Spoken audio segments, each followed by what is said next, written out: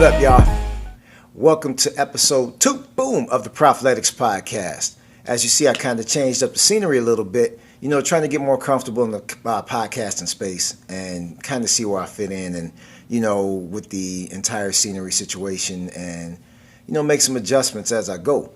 So this is what I've come up with thus far. And thanks to the suggestions of my brother-in-law, Doc Savage, you can see me a bit clearly. And, I've upgraded my microphone and things of that nature. So we'll see where we go with this thing. Let's get right into it. Boxing, y'all. Let's jump on the hottest topic that's being complained and cried about right now. Ryan Garcia and the drug test. So we all know right now that, his A sample has been tested after he defeated Devin Haney. And it's been found that he may have had some PED called ostarine. I've been in the fitness industry for over 20 years. I've never heard of ostarine. I don't know what it is. Apparently there were very small trace amounts of it being found. Nothing too over the top, I guess. And don't get me wrong, if he took PEDs, he should be consequented, whatever the case is. But at the same time, we have to wait for the facts. The B sample is supposed to be tested on May 22nd. So we'll find out what's going on more with that. The speculations and everything, with all of these quote-unquote boxing fans, it's pretty crazy. Give it time, y'all. Give it time. Stop getting emotionally drawn in and, emotionally favoring one individual more than the other. Just because you're a Ryan Garcia fan doesn't make him automatically correct. Just because you're a Devin Haney fan doesn't make him automatically correct. The attacks, the going back and forth is really over the top. And, what Devin Haney is doing right now, too, with all of these videos and over-the-top expressions, just wait and chill and be professional, my man. Let it come out. Right now, it's not really a good look because you did take a loss. And, with that loss and you trying to point out other things that may have contributed to that loss, it's not really a good look. Especially for an individual who is, in my opinion, a master manipulator at dropping his weight and then rehydrating up a couple of weight classes for his fight. And that's why I think Ryan Garcia himself missed the weight class. He knew Devin Haney was going to rehydrate up a few weight classes. So it's an unfair advantage to the individual, who does that. And I have a problem with that overall. If that's what we're doing out here in the modern boxing world, then why do we even have weight classes? Why do we have them? It doesn't serve a purpose. Back in the day when you fought with Tommy Hearns and Sugar Ray Leonard and Mike Tyson and whomever, and given, the heavyweights don't have a top out. But with the fights back in the day, the weigh-in took place the night of the fight. And capitalism, once again, is destroying the integrity of the sport. The money is destroying the integrity. And I say that because now they found out that they can make money off of the weigh-in. You can charge for the weigh-in. You can charge pay-per-view for the weigh-in. So they make it this entire WWE spectacle on an entirely different day. So you've got the weigh-in on Friday, in which, if you look at it, Devin Haney comes in like a raisin, like a prune. There's no way that you will be able to fight looking like that. There's no way. You're really pulling what bodybuilders do. They're coming in dry. They're coming in no carb. They're damn near about to pass out on stage. Bodybuilding is not boxing. The two should not cross. They should not intersect, especially when it comes to a sport where you can get hurt. So if Devin Haney is coming in making weight, looking like Skeletor on the scale, and then hydrating up 2 weight classes overnight, what was the point of even weighing in at 135? If you're going to weigh 150 something, if you're going to be fighting junior middleweight. So what we watched was a junior middleweight fight, not a fight at 135. Yet you'll get the belt for 135. The politics of this sport right now are out of control. What's the point of weight classes? You're not fighting at that weight class. And that's why Tank is careful to put these hydration clauses on these boys. I respect that boy Tank for that. He is smart for that. Put the hydration clauses on him. We're going to fight at this weight right here. This is what we're going to do right here. Don't jump all over the place. Don't try to beef back up.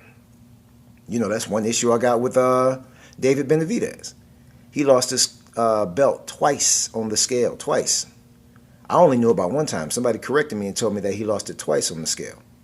You're too big for Canelo, my man. You're too big. Oh, Canelo had a fight already. Yeah, because I've been hearing that too. I've been getting, feedback from people saying Canelo's already fought above that. He's fought at 175. And he realized that fight with Sergey Kovalev was too much. If it wasn't for the knockout, Canelo probably would have lost that fight. He's realizing that weight class isn't really for him. He wanted his revenge on Bivol, of course. Like any fighter who loses a fight would. They want to come back and, avenge their loss. But that's a whole different weight class, especially from Canelo to start at 140. When he first, was boxing, it's on record that he started at 140. And to move up to 175. And to be aging moving up doing that. It's all, different types of, how can I put it, different type of stipulations that, could actually hinder that fight. And David Benavidez is not really bringing in that type of money for him either. Like I told you, the money and the, integrity are two different things. These fighters got to build up brands. And the branding is what's really going to give you the opportunity to fight certain fights. All of us want to see Jaron Ennis back in the ring. Now that he's signed with Matchroom, he's going to get more quality fights. He's fighting Cody Crawley. Cody Crawley has fought some notable opponents, and that guy, he'll get in that ring, and he's a very game fighter. I do see Ennis winning that fight, but at the same time, it's helping build his brand now. We wonder why these fighters are inactive and, not being seen in the community or not being seen out and about. And it's actually hindering their brand. If you're not getting the fights, still be active. There are other things you can do to be active. And then they get on stage and get at these press conferences and, weigh-ins or whatever the case is and try to oversell and overhype their brand with a bunch of negativity and a bunch of trash talk. Man, listen. Negativity ain't the route for everybody, okay? It's really not. And I hope, one of you fighters or some of you fighters are listening or whatever the case is. Negativity ain't the route to go all the time. Why don't you just go out here and be active in your community? Be productive in your community. Do other things, coat drives, back to school book supply drives or, school supply drives, food drives for Christmas, Thanksgiving. Be active, and that's going to help you build your brand, and more people will start looking for you. Your name is everything. Your brand is everything. And a lot of these fighters want big name fights, but their brands just aren't there. And I get it. You got other things going on. Jaron Ennis said himself, I got a family to feed. I got things to do. And if the fights aren't coming, then I'm not going to sit on my hands. But at the same time, if you're going to build yourself as a business and as a brand, bro, be visible. Just do a little bit, Things outside of the gym actually are going to transfer to you building your brand inside of the gym. I got my notes right here for topics that I want to touch on or whatnot. So, but anyway, back to the Devin Haney situation and the Ryan Garcia situation. Devin, he got to chill. Unfortunately, and I hate to say it like this, Devin Haney has the type of father in his corner right now that can ruin good business for him with the way he conducts himself. So a lot of people right now are wanting to see Devin Haney lose because of his father's actions. Call it what it is. Let's call a spade a spade. The stuff that Bill Haney is doing when he's talking to Floyd on the Instagram lives and stuff, and it's like he's all over the place and scatterbrained, talking about how street he is and yada yada and all that stuff. Nobody cares. Nobody cares. That's going to be a deterrent for somebody who wants business with his son. And then they have to look and see that, it's a package deal when Bill Haney comes. Bill Haney's going to wreck, opportunities. And right now, what we're seeing is the remnants of the beginning, because Devin Haney is really just now building himself up, as to where he's the higher brand or a higher branded fighter. And Bill Haney's resume, as far as how he carries himself, like he's on the stage getting ready to fight. I couldn't tell if it was Bill Haney or Devin Haney who was going to fight Ryan Garcia at that last weigh-in. But the WWE antics, the conducting of, classless conducting that's going on, outside of it, is, like I said, the outside is going to draw into the inside. So he's going to deter business opportunities from his son by being that individual that he's being right now, and sadly, it is what it is. But now people are wanting to see Devin lose, and Devin, his whole camp be, targeted because of how Bill Haney conducts himself. Hey, we'll see how that all pans out, but I'm going to wait and see what's going on with the B sample, before I start, talking any more about that. Woo! Thirsty. I just got done working out. I like to work out before I, shoot and get on video and whatever. All right, so let's get into Inoue Neri. Man. Inoue, the monster. Listen, man. I got him and Bud tied right now for my number one pound for pound. Bud edges him out to me because of how he decimated Errol Spence. So let's move on to Inoue Neri. Inoue Neri, the monster. Inoue is coming really, really, really close to being tied for my pound for pound with Bud Crawford. The only reason Bud edges him out to me is the way that Bud demolished Errol Spence. That was a massacre. But Inoue, the monster. Listen, his ability to adjust in the ring is immaculate.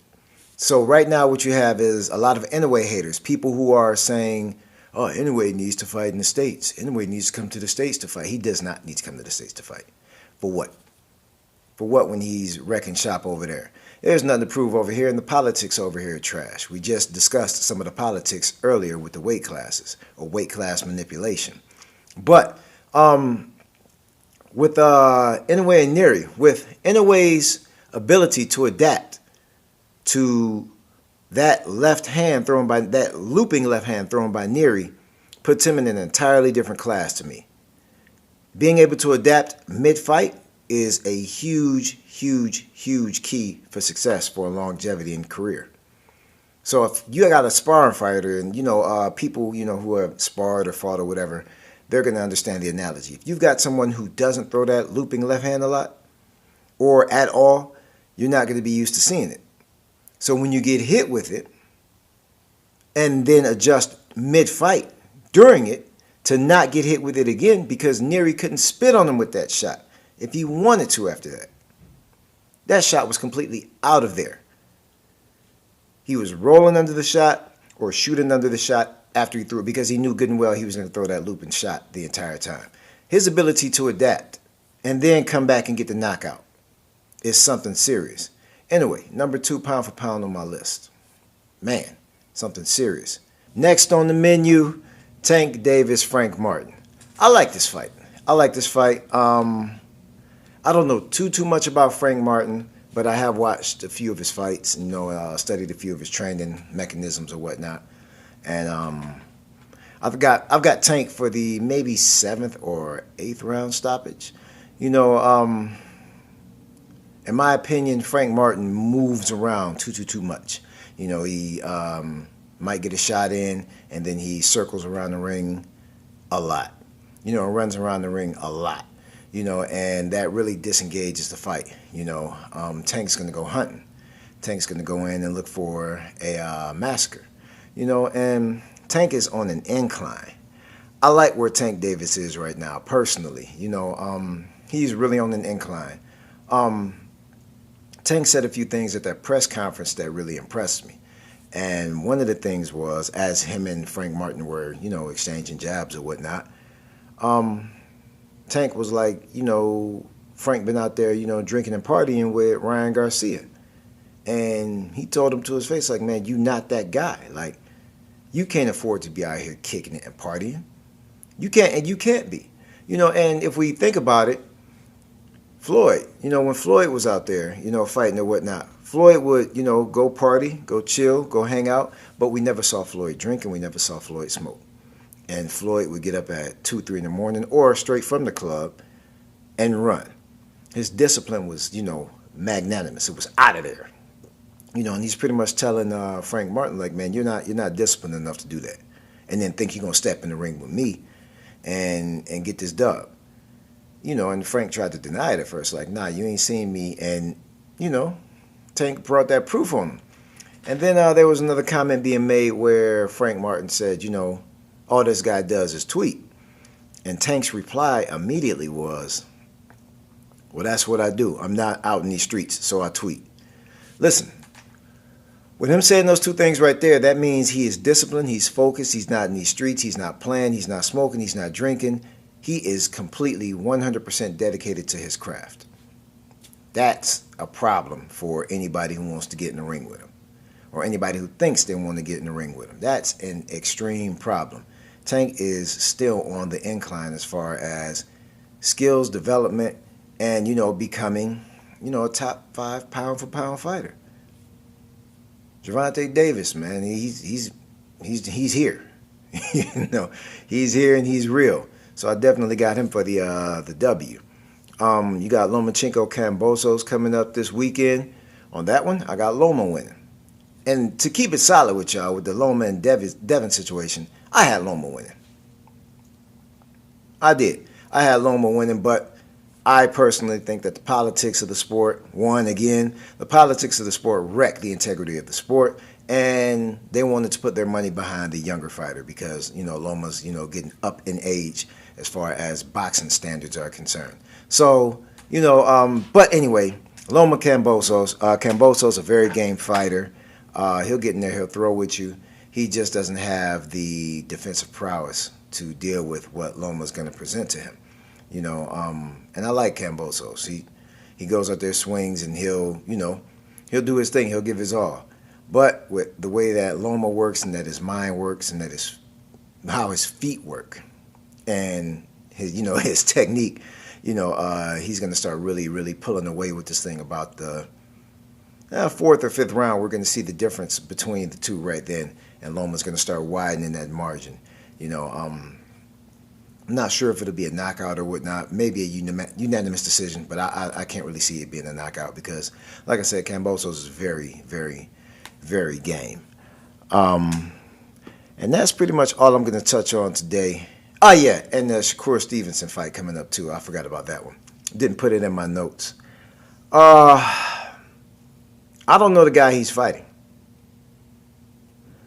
I have no idea who he's fighting. I know that Keyshawn Davis is on that card, and he's, the first name on the main card or whatnot.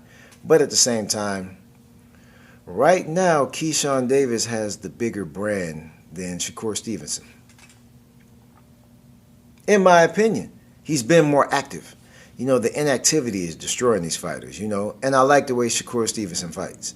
I like Shakur. I do, as far as, his fighting and, his fighting skills and his countering ability and his IQ. But, the inactivity is really destroying these fighters, as far as the potential opponents that they could face. Right now I don't think he wants any part of Tank. Him nor Devin Haney want any part of Tank. Even though Tank is, the smaller individual. Tank will put that hydration clause on these boys and make sure that they fight at a fair weight. And I think he'll give these guys that work. So around that 130, 135 area, y'all just steer clear of him right now. So that's about it for this podcast episode. I'm not going to get too much into, the fitness industry or whatever the case is. I'll get on to that in another episode, or go fix some form or whatever in another episode. But anyway, I hope you enjoy this podcast episode. I hope you like, subscribe, share, comment. Let's build, let's dialogue. Let's see what we can build from here. I'm sure plenty of you are going to disagree with a few things I've said. Don't really, turn anybody away as far as that goes. I don't block people unless you get, stupid disrespectful. We can build, we can talk, and I like building with other boxing heads too. So, like I said, make sure you like, comment, subscribe, all of that good old stuff, and I will get with y'all later. I'm about to go eat.